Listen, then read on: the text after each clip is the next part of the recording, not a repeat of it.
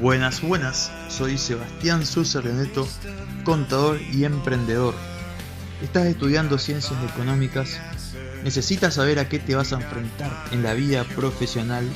Entonces, este podcast es para ti, porque qué mejor que te lo cuente un contador.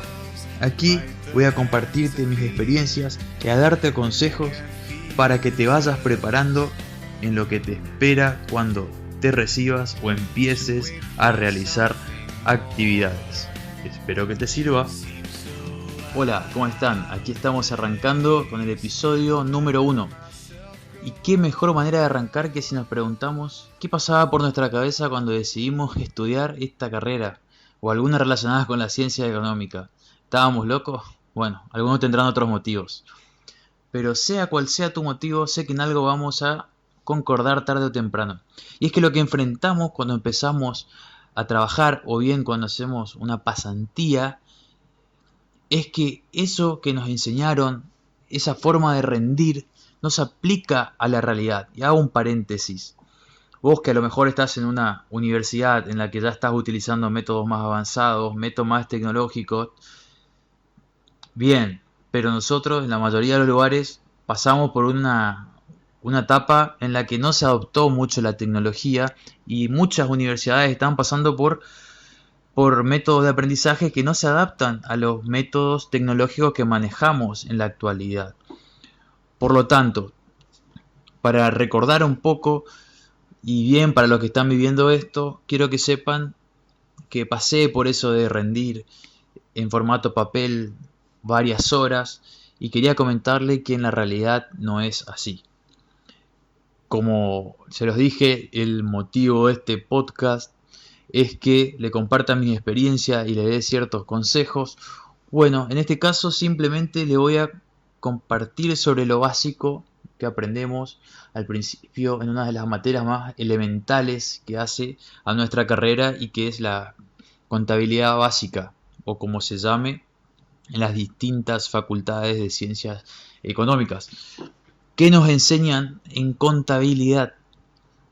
Que los asientos contables se van haciendo a medida que se registran las operaciones. Perdón, los asientos se hacen o se registran a medida que se producen las operaciones. Y que un asiento global mensual es como la excepción a la excepción de la excepción, y que si agarramos y hacemos más de uno se produce una especie de Big Bang que hace que explote el sistema contable y todos los autores de la contabilidad decían hacer un suicidio en masa. Pero no es así. La práctica contable requiere de ciertos usos y costumbres. Y a veces no quiere decir que esté bien o que estén mal. Pero, por ejemplo, cuando me tocó hacer el primer balance y realizar los registros contables, cuando voy a hacer un asiento, me enseñan que el asiento lo debía hacer de manera mensual. Bueno, así me están enseñando. Lo importante es aprender a utilizar el sistema, dije yo, y después veremos cómo mejorar el tema de la periodicidad de los asientos.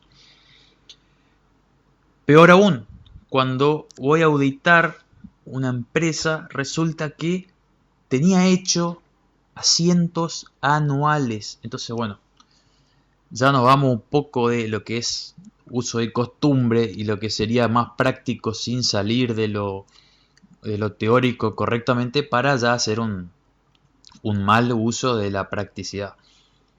Entonces, eso que se comentó como excepción pasó a ser una regla y luego un abuso.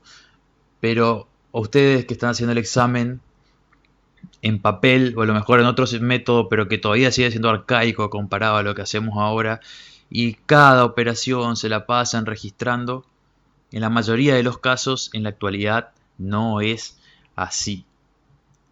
Algunos exceden y está mal, algunos abrevian demasiado y está mal. Pero lo que no estoy poniendo una postura acá, ni estoy fomentando a que se hagan mal las cosas. Simplemente le estoy comentando con qué se van a encontrar cuando salgan.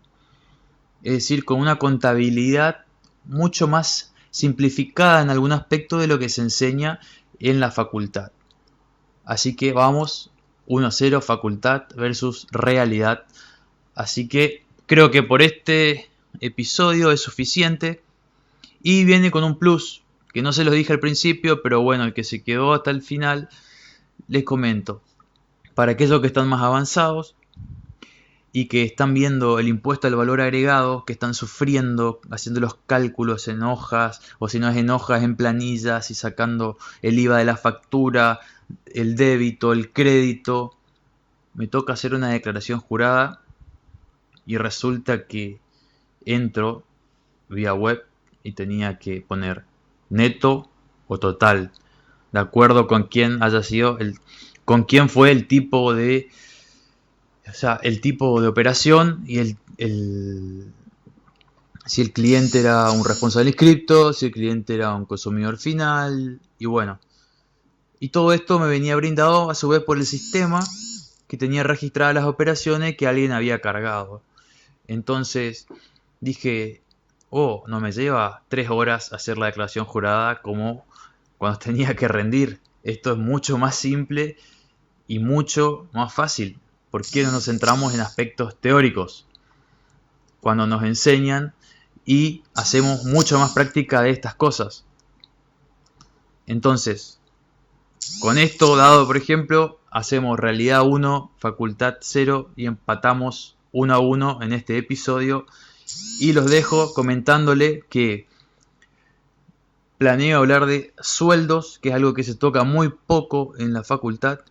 Y mi primera experiencia laboral, o mejor dicho, pasantía, que fue realizando liquidación de sueldos.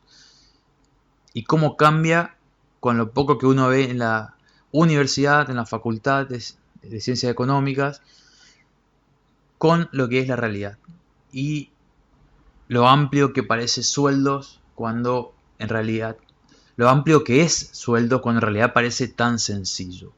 Así que bueno, espero que les haya gustado, espero que les sirva para abrir la cabeza. Poco a poco vamos a ir introduciendo herramientas y algunos casos más complejos y anécdotas un poco más divertidas y más educativas en algunos aspectos. Pero bueno, esta es una manera de mostrarles lo que va a ser. Así que bueno, estamos escuchando porque no puedo seguir viendo, así que chao chao.